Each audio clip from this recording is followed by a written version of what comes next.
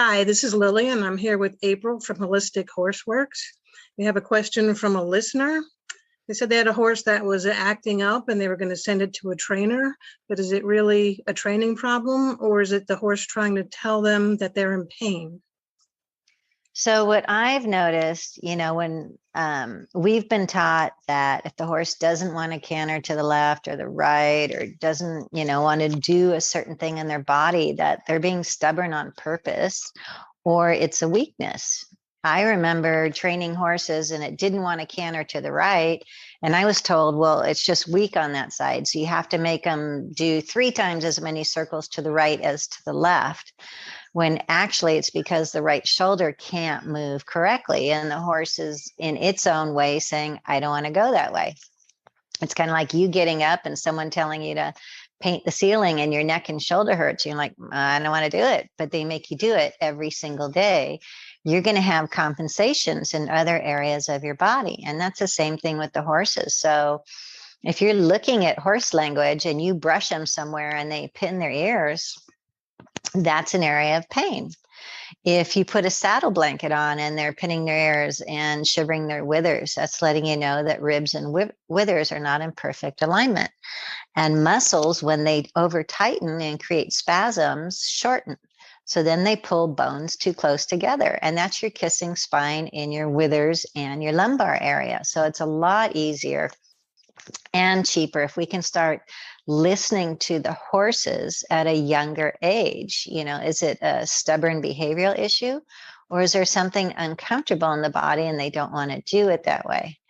If you start looking at the hooves of the horse, and so you can look at them from the front and the side, but also about 10 feet behind the horse when they're on a flat, hard surface, look at the feet from the rear. You're going to see 4 hooves out of balance. I can tell you by how those hooves are what's going on higher up in the body. In the hind hooves, you'll probably see no inside heel and the hoof flaring out. And in the front, you might see a crushed inside heel and a flare out as well. That tells me the inner muscles, pectorals, inside your psoas and your hocks are over tight, not allowing the joint to move correctly. And then we create extra stress by keep asking the horse to do the same thing that's already creating pain in the first place. So if the right shoulder or right hip can't move correctly, they have to borrow extra from the left side to try and do that. And then when you go to bed in a tight paddock or a tight stall and you can't move the tension out in your muscles, they lock up. And that's what creates your chiropractic issues. But most chiropractors just come and fix the withers and the spine and the hips and don't look for the cause. So, and I do distance readings for people for about 13 years now, and it gets you a 7-page report of what's really going on in your horse. And it's 99.9% of the time not training issues. It's pain issues. The atlas and axis and the pole can't move correctly. So your horse is, 1, not going to want to take the bit, and 2, be heavy and argumentative on the bit because their left side TMJ is locked up. So you think they don't want to give to left rein when actually they can't. So pulling their head to the side or continually sawing on the bit is actually doing damage to the TMJ joint. So it can't even allow them to chew correctly. And then you're going to get into dental floating.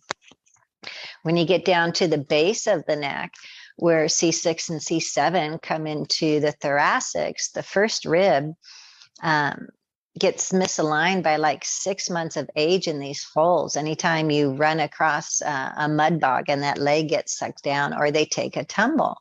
And then you're going to have the high-low hoof syndrome. And then high-low hoof syndrome is like you standing all day at work with barefoot on your left foot and high heel on your right foot. It's going to shift your hips higher up. And that's what puts the ribs and withers out, so that when you put the saddle on that area, it's painful for them. I've seen people do a thermograph of a horse and like the withers are red and one side of the back is red and the hip is red. Those are all the areas of inflammation. But you need to find out where it starts. So my distance reading is quite in depth. It's 7 pages of, what's going on with the horse. It's like a medical intuitive, but asking viral and bacterial, what's going on in the body, what bones are not in alignment, and then going down through the joints where there's pain. They'll say my horse doesn't want to take right lead canter. Well, first rib is out on right side, the knee hurts, the fetlock hurts, and there's some bruising in the sole. So when you can find all that, you can see why the horse doesn't want to take right lead canter.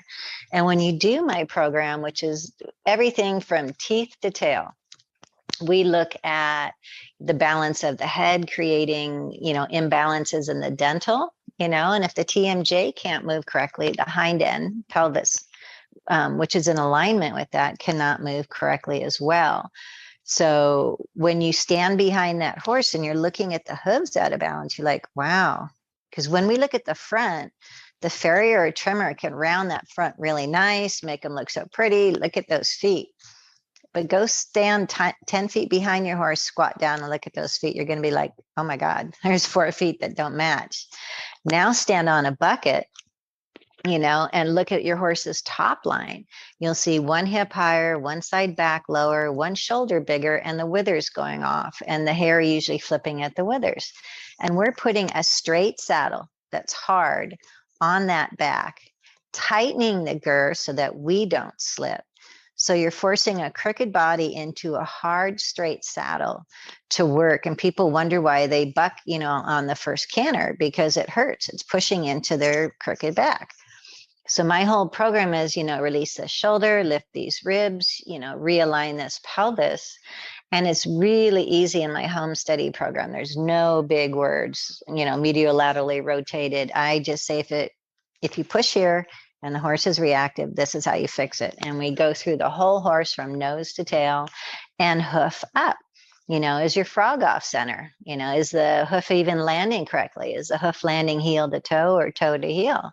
You don't have training and behavior issues. You don't have saddle fit issues. You don't have getting bucked off and hospital issues. It's a really easy way. And you'll see all the testimonials we have that, oh my God, I have a whole new relationship with my horse. They nicker at me and they tell me if a rib's out by pointing at it. And, we have amazing rides now together and flying lead changes. And the testimonials I get just really warm my heart. So you can start with my free ebook, horseacademy101.com. And I have a Horse 102 Holistic Alternatives on Amazon. I have a home study program, which you get my help and a free distance reading on my website, Equine Musculoskeletal Unwinding, so that you can learn how to fix your horse yourself. And then there's hardly any training left to do. The horse wants to be with you. So give me a jingle or email me, April@holistichorseworks.com.